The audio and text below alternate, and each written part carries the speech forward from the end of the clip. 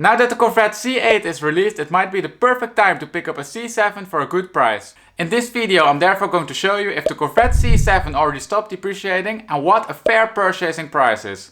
So let's get started.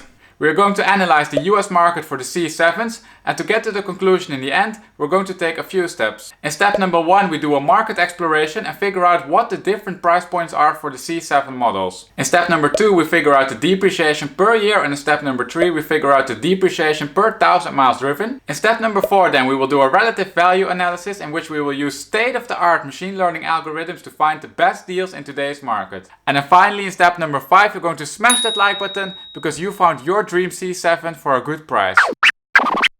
No, but seriously, it really helps the channel if you could smash that like button if you enjoyed the video. Let's start now with step number 1, the market exploration, and the 4 histograms over here are going to help us with that.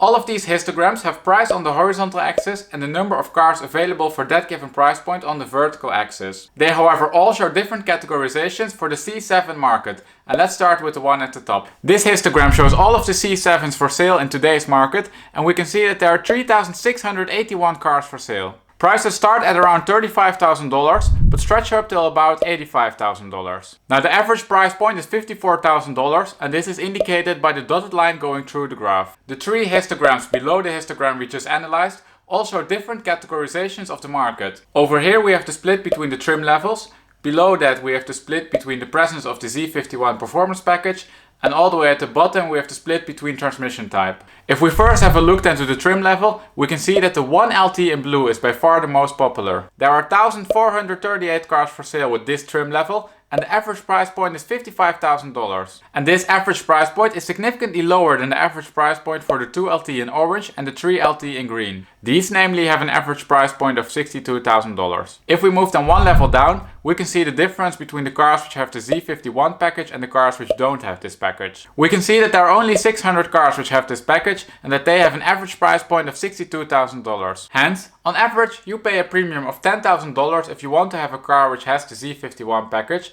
because the average price point of the cars which don't have this package is $52,000. Let's move on then to the histogram at the bottom, which shows the categorization based on the transmission type. We can see that there are a lot more cars for sale with an automatic gearbox and a manual gearbox, and also that they are a tad more expensive. To be precise, the difference is about $5,000. Alright, we have now a good understanding of the market, and that means that it's time to move on to step number 2, which is the depreciation per year. And this graph over here is going to help us with that. But before we dive into the data, I will first explain the graph to you. You can see that we have model year on the horizontal axis and price on the vertical axis. Each of the blue bubbles represents a car for sale in today's market, and the black axis you see shows the average price point for that given model year. For example, the average price point of a car with model year 2014 is a bit over $40,000. Then you also see a blue solid line going through the graph, and this line shows the depreciation curve for a Corvette C7. And if we zoom in a bit on this line, we can see that this line is surrounded by a blue shaded area.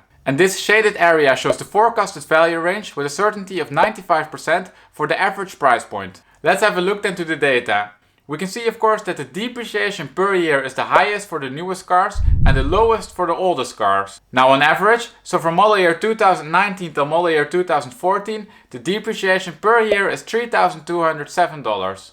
Although, if we zoom into the older model years, we can see that the depreciation per year is almost completely gone, and that this is confirmed by the forecasted value range. We can see namely that the forecast predicts that 1 year from now, the average price point of a C7 with model year 2014 will lay between $42,200 and $44,000. To put this a little bit more practical, this means that if you buy a Corvette C7 with model year 2014, you can expect to not lose any money on it or only a few $100.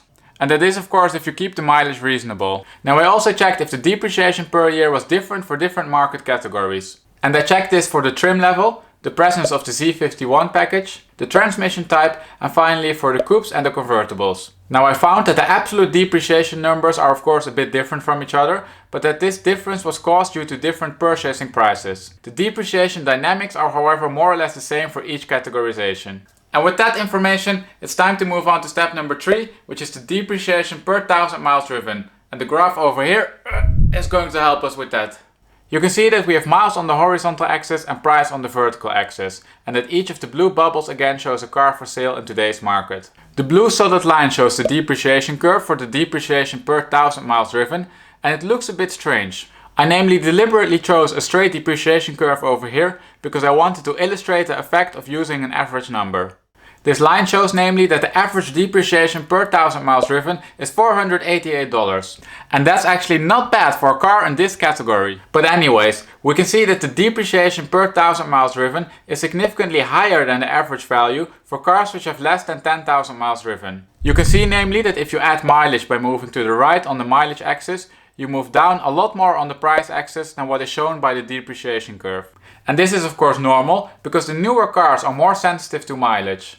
Now this effect of course also works the other way around, as you can see that the depreciation per 1000 miles driven is lower for the cars with more than 40,000 miles driven. Now also for the depreciation per 1000 miles driven, I checked if the depreciation number would be different for the different market categorizations. And I didn't really find interesting differences, so let's move on to the next step.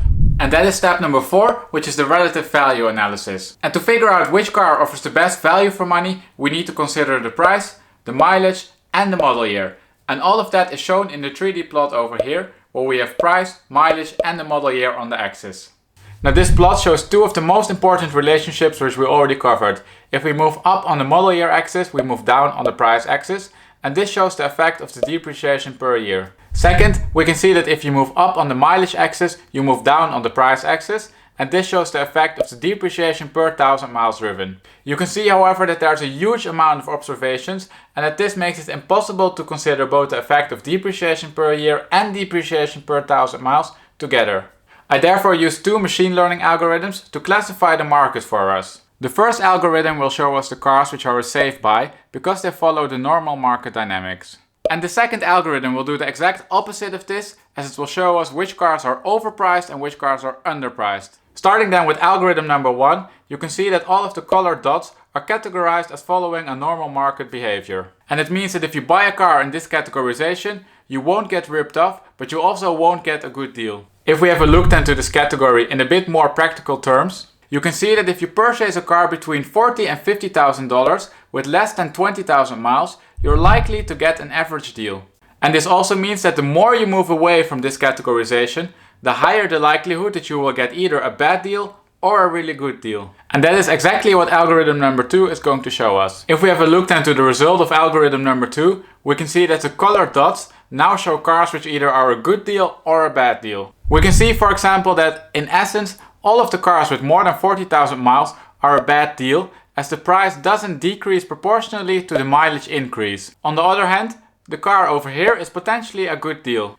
We can see namely that this car is priced clearly lower than cars from the same model year with similar mileage. Hence, we might have a winner over here. But please be aware that if you buy a car in this category, you need to know what you're doing. Because in some cases, the cars in this category are priced outside the normal market dynamics for a reason. And this reason is not always good. But once in a while you find cars over here which are just put up there by people who want to get rid of the car quickly, and then this category provides excellent buying opportunities.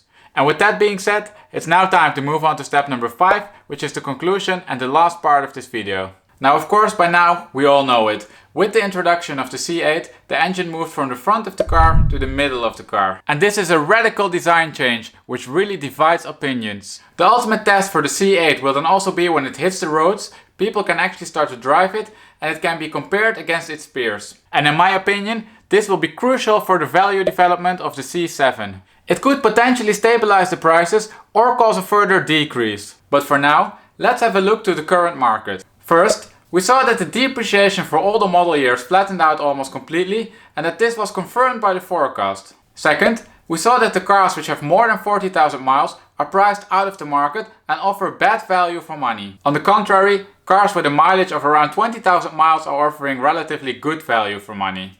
If we combine on point number 1 and point number 2, we can conclude that the C7 from model year 2014 or model year 2015 with around 20,000 miles offers relatively good value for money.